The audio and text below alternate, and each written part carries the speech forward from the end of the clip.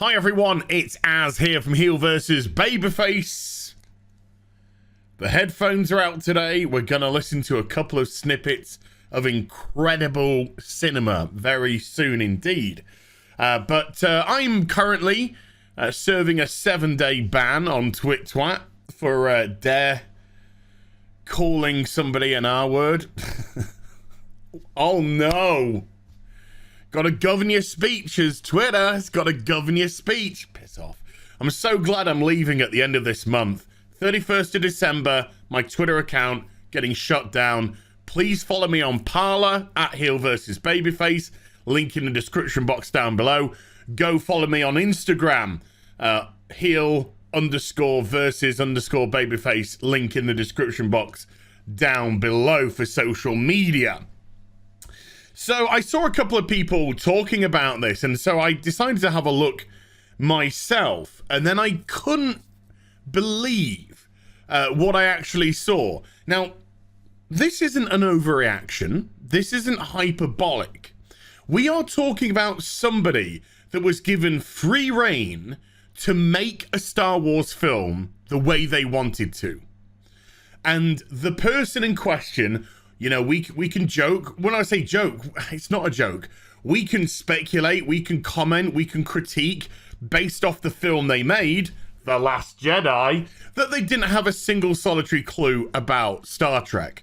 Then, of course, we can use what they have said themselves, where they said they were more interested in just creating their own movie as opposed to taking into consideration the universe. And that is ridiculously selfish, because when you're doing a franchise film, you have to take in the rest of the universe. You have to respect what has come before.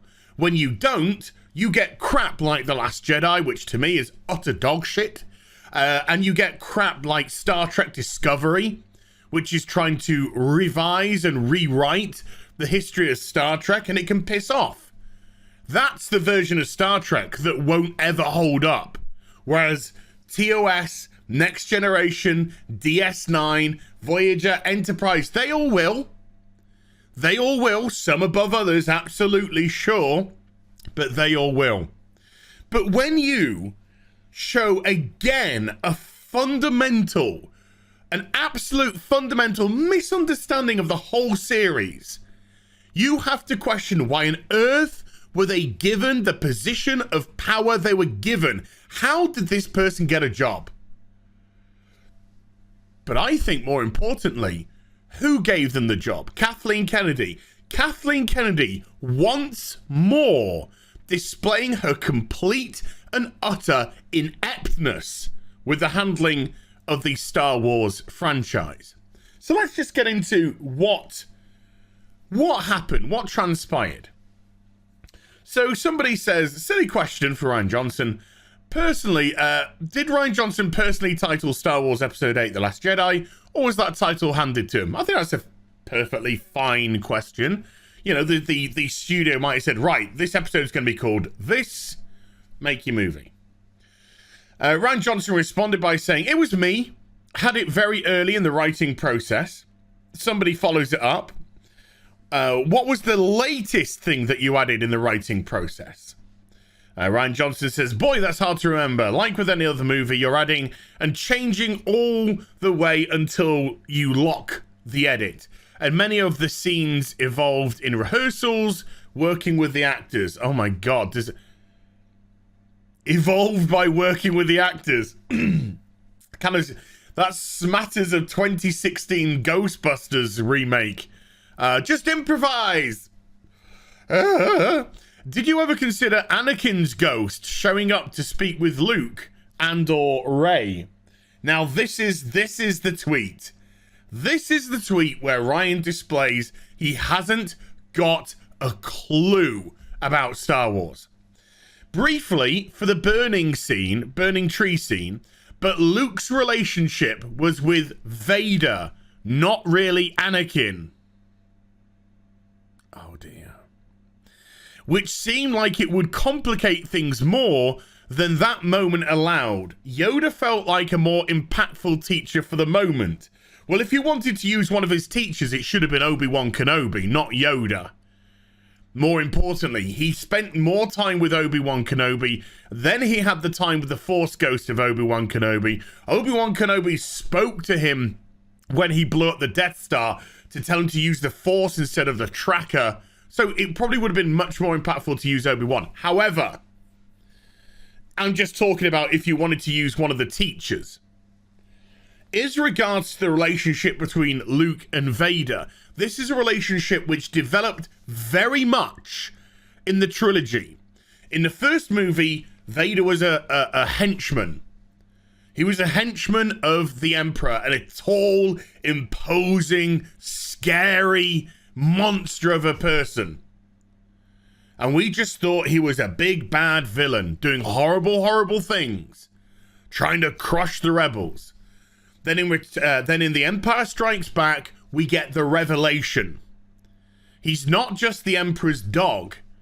He is Anakin Skywalker. He is Luke's father. When he cuts Luke's hand off and tries to get him to join him so they can defeat the Emperor and rule the galaxy as father and son. Not as Vader, as father and son. Luke refuses him. I refuse to acknowledge that you're my father. You killed my father. Obi-Wan told me. No. Obi-Wan lied. I am your father. Luke throws himself at the mercy of fate, whether he will survive or not. Survives the fall, gets picked up by the Falcon, lives to fight another day. No hand. The rebels in full retreat. Han Solo stolen and taken away to Jabba the Hutt. And then in Return of the Jedi, Luke's training is complete.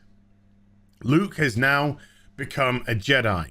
And with his mastery of the Force, he has understood and accepted Anakin Skywalker as his father, as Vader. Let's listen to some clips of how Luke addresses Vader in Return of the Jedi in some incredible scenes. I know, Father. So, you have accepted the truth. So there we go. When he hands himself in, when he surrenders to the Empire on Endor, he is now addressing Darth Vader as father. Vader no longer exists to him. What exists is Anakin Skywalker, his dad.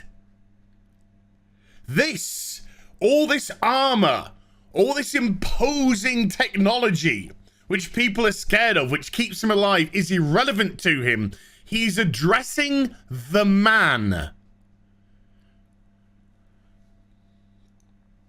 I've accepted the truth that you were once Anakin Skywalker, my father. That name no longer has any meaning for me. He's getting under the skin. He wants to address the person, not what he turned into, not what was corrupted by the dark side. He's addressing the man that existed before, the Jedi that was Anakin Skywalker. I've accepted that you're my father. Vader responds angrily. That name means nothing to me, but it does to Luke. It means everything to Luke, because he sees clearly now. It is the name of your true self you've only forgotten. It is the name of your true self. Did you watch the fucking film, Ryan? Did you watch the film, Ryan? Did you watch the film, Ryan? He reveals to Vader that it's all a disguise. Darth Vader is nothing. It's made up. It's a fabrication. The true man, the true self, is Anakin Skywalker, who is my father. And I am coming to bring you back to the light. I know there is good in you. The Emperor hasn't driven it from you fully.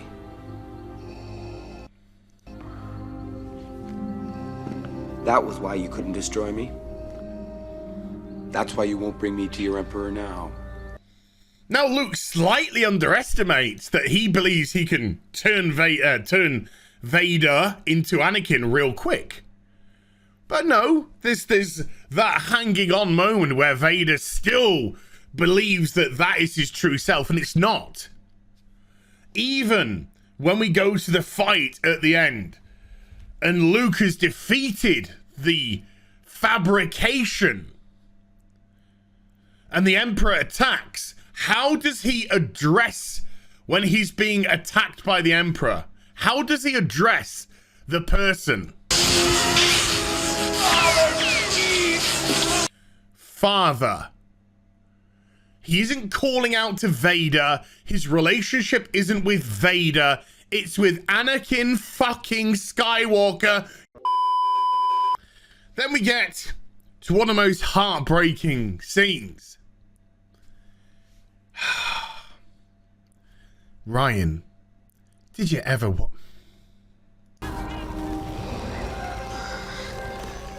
Luke, help me take this mask off. Luke addressing his son as Anakin, help me take this mask off. That's metaphorical as well as literal. Vader is a mask. It's a construct. The man, Anakin, is the true being inside. Even now, Vader realizes that. Realizes the relationship that Luke has had with him since he gave himself up, surrendered. But you'll die. Nothing can stop that now. They realize that it's just a device.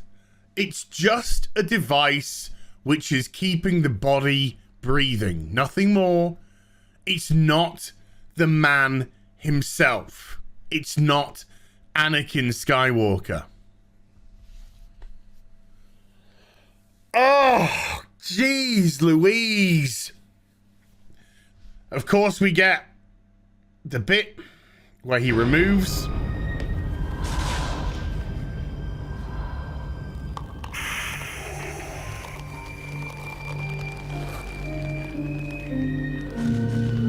and there we go. We have what is underneath. Anakin. Anakin Skywalker talking to his son now. The relationship wasn't with Vader. It was between a father and a son. Anakin Skywalker and Luke Skywalker. Ryan, you're a joke. You're a selfish, nasty little imp of a joke that will come into a franchise, dismiss it with your arrogance and your narcissism, and then you will tear and divide it in half with the deconstruction and delusion of Luke as a character, with the joke that you created with Finn, with the ineptness that you created with Poe, with the blandness that you gave Kelly Marie's character Rose Tico, and of course Mary Sue. And you have the audacity, your ego, your small man ego has the audacity to try and come at Star Wars fans. You know nothing. You shouldn't even be allowed to speak the name Star Wars. You haven't got a clue what you're talking about, you crazy little imp. There we go, folks. Rian Johnson, absolute tool that was given the reins by Kathleen Kennedy to destroy the Star Wars franchise. Well done. Well done. Give yourself a pat on the back, you wanker. Hope you enjoyed the vid. If you did, do give it a thumbs up and also subscribe to the channel. Follow me on social media and YouTube for live streaming. Links are in the description box down below. I'll be back with some more stuff very soon. You take care. Bye for now.